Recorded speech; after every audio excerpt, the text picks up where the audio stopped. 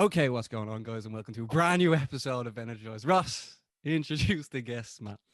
Well, we have a special St. Patrick's Day guest today. We have Decky Mcaleenan.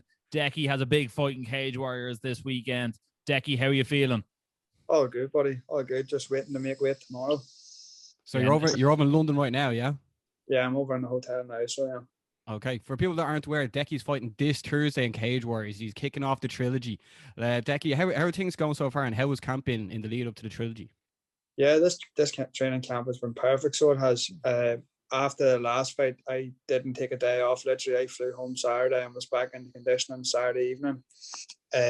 Put on a bit of extra muscle, and it stood by me this camp. There's been no real injuries, nothing worth talking about, and I'm feeling sharp and fresh and ready to go.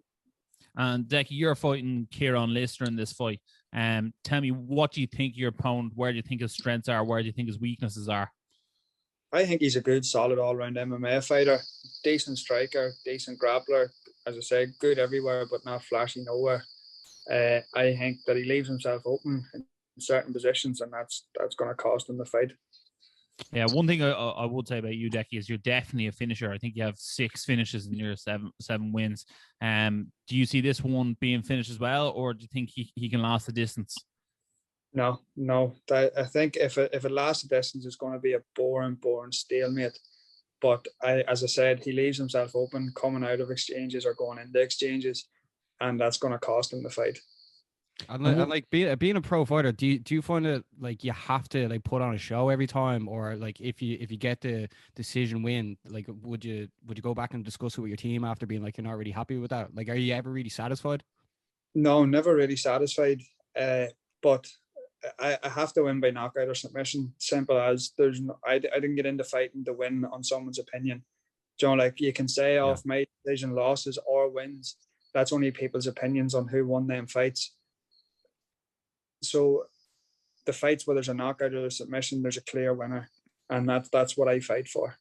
Is that a mainstay thing that you've had throughout your whole career, or is that something you've learned over time, or is that what you need to be a fighter?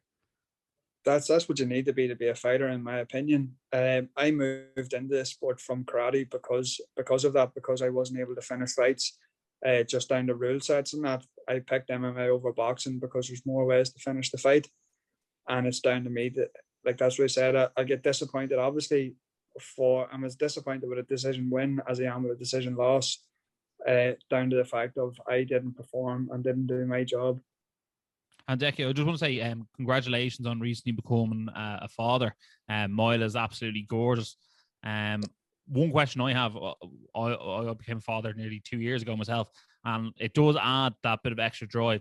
But as a fighter, do you feel like you have more pressure on your shoulders now, because you know you have to put food on that lovely girl's little table, and on top of that, you know what I mean, you're going in there and you have a lot more to lose now, putting your body and brain on the line. I know exactly what I'm putting my body and brain in, and it's taken away from her. So, like, forget about the fight and forget about everything else.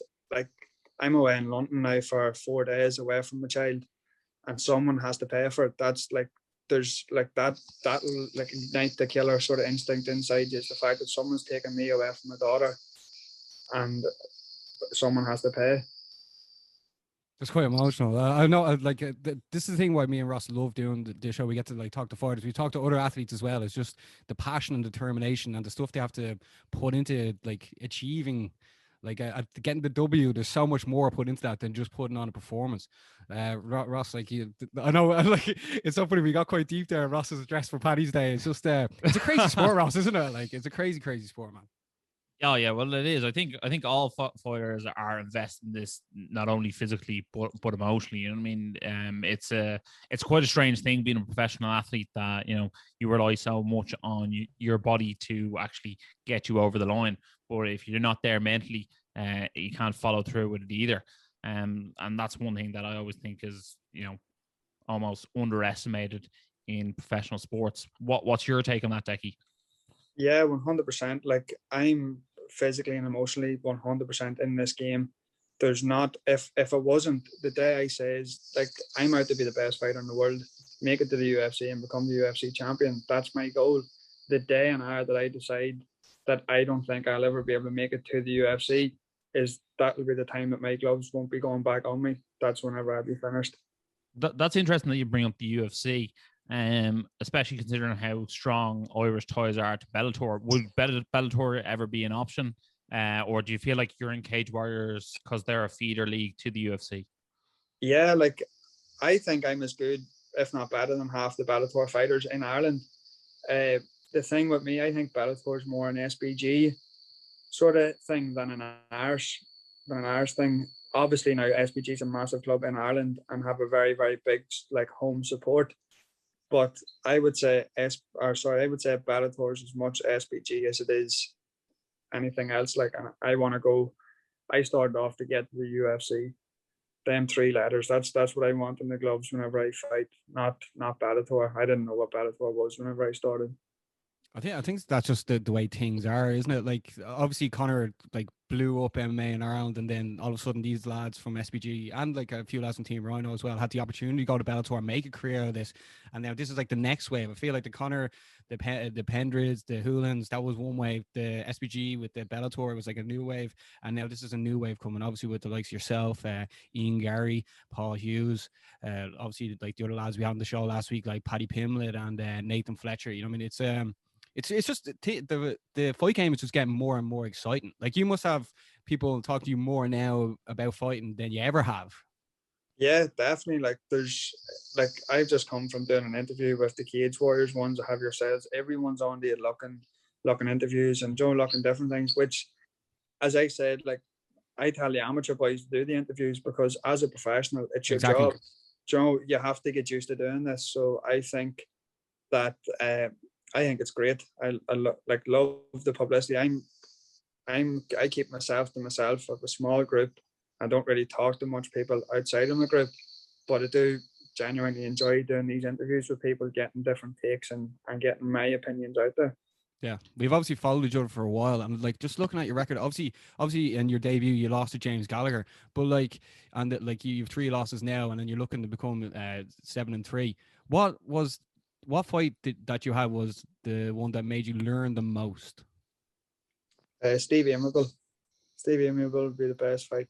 That's the one you actually lost and you were 5-1.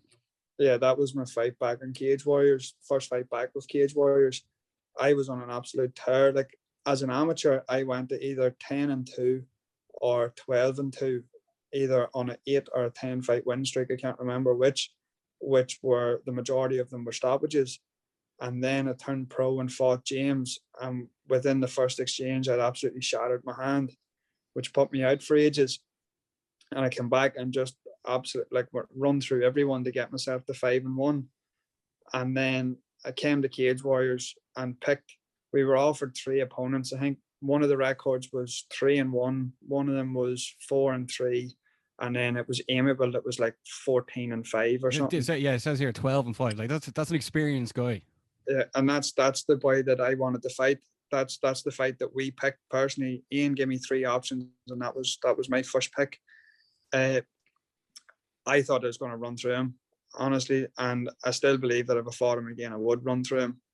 But it was a game plan this is back to people's opinion on how fights go. It was a game plan one that night. It wasn't the better fighter, or it wasn't I didn't get beat up in that fight. If we're talking damage and threats of finishing the fight, it was all me. Control was him, so I took from that right now, as soon as the bell went in the 3rd round, I realized that it fucked up. I can remember going, I was fighting for the finish, and then the bell went, and I was like, it didn't seem real. That what happens now? You didn't finish the fight, and you've lost every round, because of that. So from that, then we've because we've obviously taken a massive jump in opponents, we have to factor in game plans to beat them certain opponents now. Yeah, I absolutely, yeah. Sometimes you watch fights, Decky, and you think the winner should be the person you'd rather be at the end of the fight, if that makes sense. Like, I mean, some people are so good at grappling, but they do nothing but the grappling aspect. And sometimes someone on the bottom could throw 10 strikes around from the bottom and cut out their opponent. And at the end of the day, you'd be like, well, I'd rather be the fella who goes home and he's grand as opposed to the fella who goes home with a big gash in his head. But the guy who with the gash in his head got the win because he was able to hold the other person down. It is a funny L game, but I must say, your fight style in particular is very fan friendly, which I think will play well in your favor. So people that like Wonderboy and MVP, like if they like the karate style, like I mean, you're going to enjoy this one. Exactly. One thing I want to get into is, how many fights are you looking to have in Cage Warriors before you jump to the UFC? And how many fights are you looking for before you go for that Cage Warriors lightweight belt?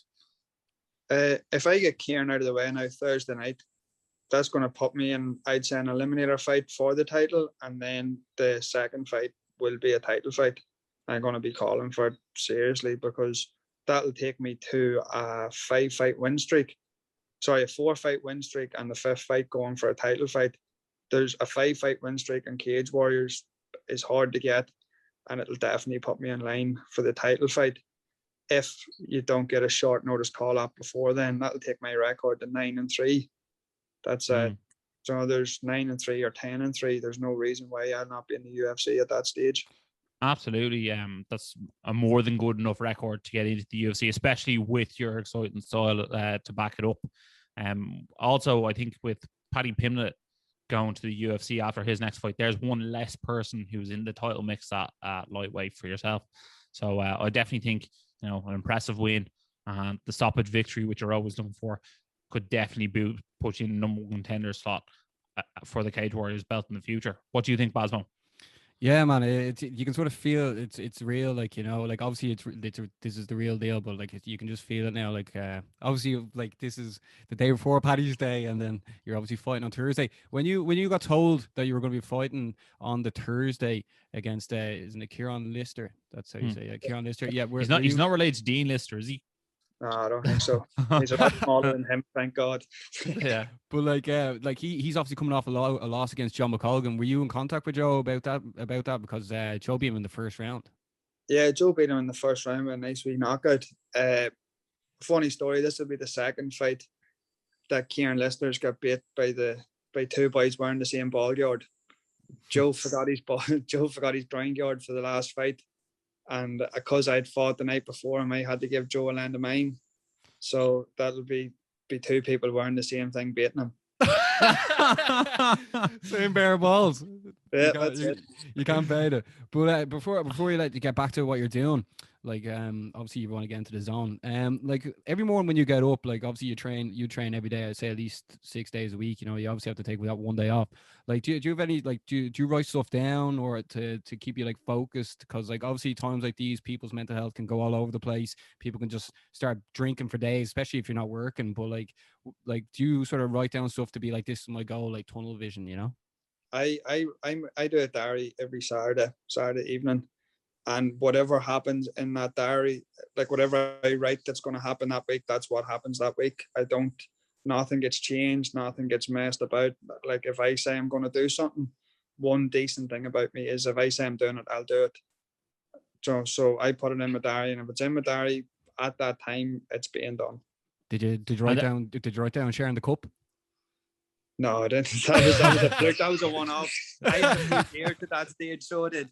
And this is much more important, Decky. Did you write down a method of victory last Saturday for this week?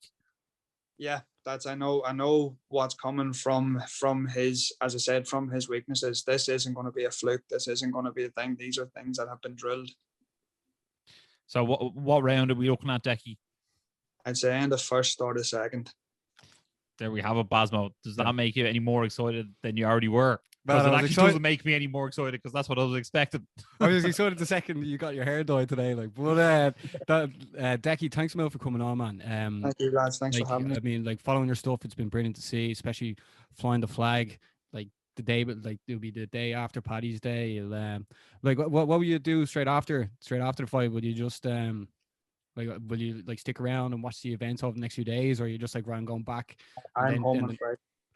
Yeah, and like, would you aim to go back to training on the Monday, or just take it as it goes, or did you have that written down maybe as well? No, we have conditioning on Saturday, so I'll be conditioning on Saturday at 1 o'clock. But my main goal now is Friday's free that I get home to see my child.